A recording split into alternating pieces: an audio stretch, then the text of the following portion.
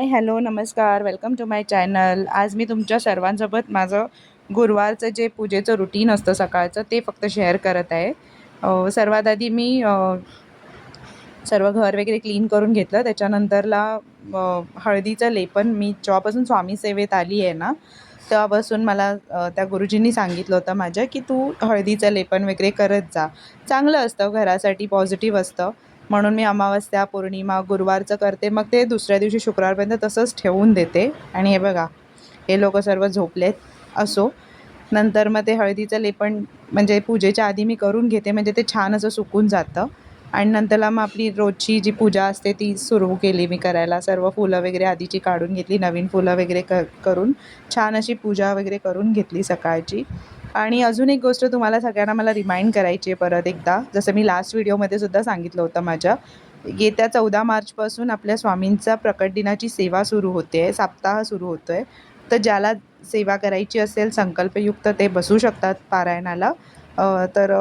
जसं मी सांगितलं होतं लास्ट टाईमसुद्धा, तुम्हाला जर संकल्प करायचे तर सर्वात आधी संकल्प करून घ्या.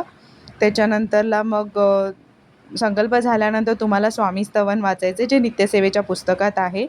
आणि नंतरला मग 108 माळ जप आणि मग स्वामीचरित्र सारामृत पारायणाची 3-3 अध्याय रोजचे त्याची सुरुवात करा.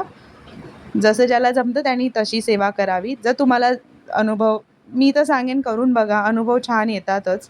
असं नाही की तुम्ही पैसेवाले व्हाल. जर तुम्ही म्हणजे काही अपेक्षा ठेवून असं करू नका, पण तुम्ही अनुभव छान घ्याल. तुमची जी कामं अडली असतील किंवा जे काही अडथळे येत असतील कामात, ते सगळे तुम्हाला मार्ग हळूहळू मोकळे होत जातील. तुम्हीसुद्धा दर्शन घ्या. बघा, छान अशी पूजा झाली होती. सर्व देवांची छान अशी स्वामी महाराज, ही आपली कोल्हापूरची अंबाबाई आहे. तर बघा, तुम्हाला जमत असेल करून घ्या. पारायणाला बसा. आणि माझं दर गुरुवारची ना आरती असते. स्वामींच्या नित्यसेवेच्या पुस्तकात आरतीसुद्धा दिली आहे. सकाळच्या करायच्या आरत्या, परत नैवेद्य आरती आणि त्याच्यानंतर सायंकाळची आरती. तर ती माझी दर गुरुवारची साईबाबा, स्वामी ह्यांची आरती असतेच. तर थोडंफार आपलं मला जे समजतं, जेवढं समजलं आहे ते मी तुमच्या सगळ्यांसोबत शेअर करते. जर काही चुकत असेल माझ्या बोलण्यात काही चुकत असेल तर प्लीज मला क्षमा करा आणि थोडं समजून घ्या. आरती वगैरे झाली छानपैकी. नंतर मग पूर्ण घरामध्ये आरती वगैरे फिरवून घेतली देवांना दाखवल्यानंतर. आणि नंतर आपले फ्लेरी, ऑरा, टॉमी ह्यांना आरती दिली. जस्ट घराच्या बाहेर गेली, आरती दाखवलं तोपर्यंत आमच्या ऑरा मॅडम छू झाल्या घरातनं बाहेर. तुम्ही पण सर्वांनी आरती घ्या छानपैकी आपल्या स्वामी महाराजांची आणि साईबाबांची.